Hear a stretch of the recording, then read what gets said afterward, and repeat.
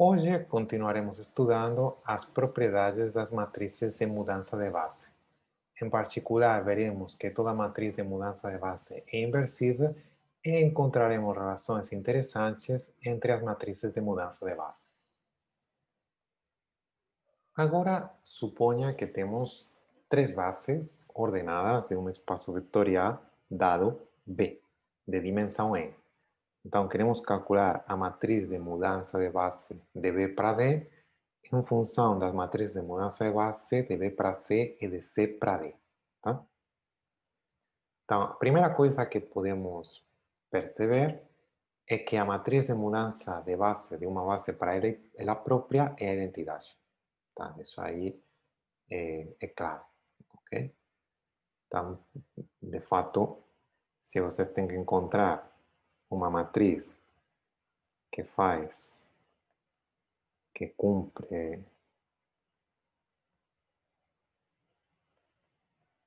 essa equação, tá? E a gente não sabe qual é essa matriz, bom, vai ser, claro, a identidade, porque a identidade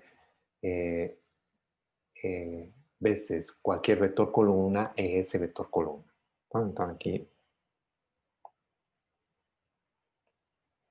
a matriz de mudança de base de uma base para ela própria é a identidade. Então, como estão relacionadas a matriz de mudança de base de B para C e de C para B? Ok? E temos essa relação. Uma é a inversa da outra. Por quê? Porque vocês têm que, se eu considero um vetor em B, qualquer, o que eu tenho é que o vetor de coordenadas de U na base C é igual a matriz de mudança de base de B para C vezes o vetor de coordenadas de U na base B. Ok? Mas claro, eu sei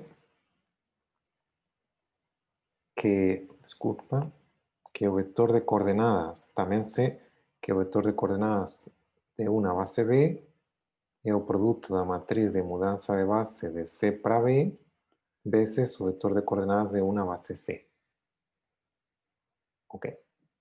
Então, agora vou tentar usar essas duas informações para deduzir a relação que existe entre essas matrizes. Então, vou escrever de novo as primeiras equações. Tá? Mas agora vou substituir o vetor de coordenadas de uma base B em essa expressão pelo termo da direita. Então, vamos ter a matriz de mudança de B para C vezes a matriz de mudança de C para B vezes o vetor de coordenadas de uma base C. E isso aí quer dizer que essa matriz aqui tem que ser a matriz de mudança de base de C para C. Não tem jeito.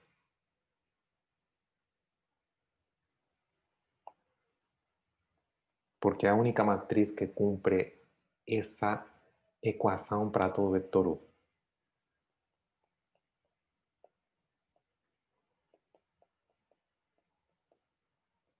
Mas a matriz de mudança de base de C para C é a identidade. Então, essas duas matrizes são inversas a uma da outra. A matriz de mudança de C para B e a matriz de B para C. Em particular, as duas são inversíveis. Uma matriz de mudança de base é sempre inversível. Ok?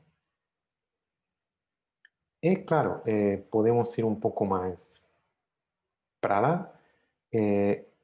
Qual é a relação que tem entre essas matrizes aqui? O que a gente sabe é que a matriz de mudança de base de B para D cumpre que para qualquer vetor U, o vetor de coordenadas de uma base D é igual a matriz de mudança de base de B para D vezes o vetor de coordenadas de uma base B. Ok. Mas algo que a gente sabe é que o vetor de coordenadas de uma base D vai ser a matriz de mudança de base de C para D vezes o vetor de coordenadas de 1 base C, pela definição de matriz de mudança de bases de C para D. E agora a gente usa a definição de mudança de base de B para C, de matriz de mudança de base. Então aqui vamos ter que isso vai ser a matriz de mudança de C para D, de mudança de base, vezes, e agora aqui aparece a matriz de mudança de base de B para C, vezes o vetor de coordenadas de 1 base B. Tá.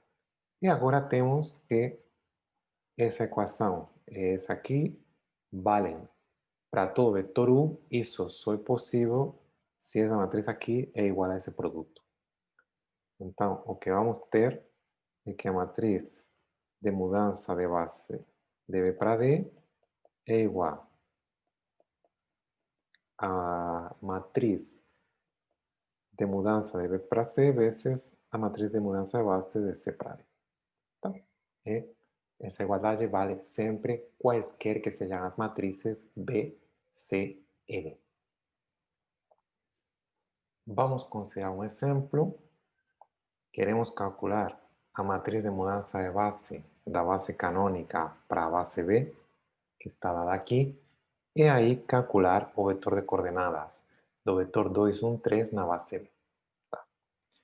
Então, o que a gente sabe é que a matriz que é fácil de calcular é a matriz de mudança de base da base B para a base canônica. Tá? Porque só precisamos colocar como colunas os vetores da base B. Tá? Então, o primeiro vai ser 1, 1, 0, que é o vetor aqui 1, 1, 0. O segundo vai ser 0, 1, 0. Tá? E o último é 0, 0, 3. Tá? Daí, a matriz de mudança de base da base canônica para a base B é simplesmente a inversa dessa matriz. Aqui colocamos 1, 0, 0. 1, 1, 0, 0, 0, 3 e temos que calcular a inversa. Usamos agora o método usual para calcular a inversa, tá? Que é usando operações elementares. Então, a gente faz operações elementares em linhas e as operações que transformam a nossa matriz na matriz de identidade transformam a identidade na matriz inversa. Então, no nosso caso, precisamos zerar esse elemento aqui. Para isso, vamos restar da segunda linha a primeira, tá? A primeira e a terceira linha não mudam, tá? Então, e restando da segunda a primeira, vamos obter, ok, 0, 1, 0, e na direita, menos 1, 1, 0. E agora, a única coisa que a gente precisa é dividir a última linha por 3. Tá? Então, dividimos a terceira linha por 3 e o resultado, aqui temos 1, 0, 0, 0, 1, 0, tá? 1, 0, 0, menos 1, 1, 0. E agora só precisamos dividir a última linha por 3, ou seja, que vamos ter 0, 0, 1, e na direita 0, 0, 1 terço. Então, aí obtemos a inversa dessa matriz, que é simplesmente essa matriz aqui. Ok? Então, temos que a matriz de mudança de coordenadas da base C para a base B é a matriz 1, 0, 0, menos 1, 1, 0, e 0, 0, 1 terço. Cara, se agora a gente tem o nosso vetor, que era o vetor 1, o vetor 2, 1, 3, Eu quero calcular o vetor de coordenadas de U na base B. O que preciso é considerar o produto da matriz de mudança de base da base C, a base canônica para a base B, vezes o vetor de coordenadas de uma base canônica. Mas o vetor de coordenadas de uma base canônica é ele próprio. Então, aqui vamos ter o produto da matriz 1, 0, 0, menos 1, 1, 0, 0, 0, 1 terço, pelo vetor 2, 1, 3. E daí vamos obter que o vetor de coordenadas de uma base B vai ser o vetor que tem como primeira coordenada o produto da primeira linha da única coluna da segunda matriz, que vai ser 1. A segunda componente é o produto da segunda linha da primeira matriz, é o vetor coluna, que vai ser menos 2 mais 1, menos 1. Isso. Tá, então, aqui eu acho que errei, porque aqui deve ser um 2. Tá aí. 1 vezes 2. Isso. E o último coeficiente é o produto dessa linha, essa coluna, que é igual a 1. Tá. Então, de fato, para conferir que os cálculos são corretos, isso aqui implica que U é o vetor duas vezes o primeiro vetor da base B, que é o vetor 1, 1, 0, menos o segundo vetor da base B, que é o vetor 0, 1, 0, mais o último vetor da base C, que é o vetor 0, 0, 3.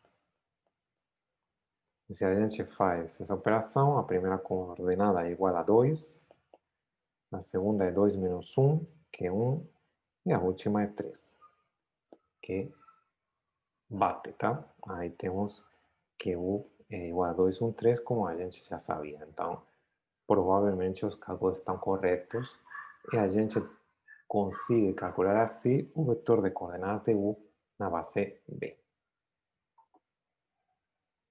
A gente tratou nas últimas aulas com os espaços vetoriais, os subespaços, combinações lineares, sistemas de geradores, bases e as suas propriedades. De fato, a gente acabou observando que se temos uma base de um espaço vetorial de dimensão finita, podemos usar essa base para associar, sendo uma base de n elementos, em um espaço de dimensão n, para associar a cada vetor um vetor de Rn.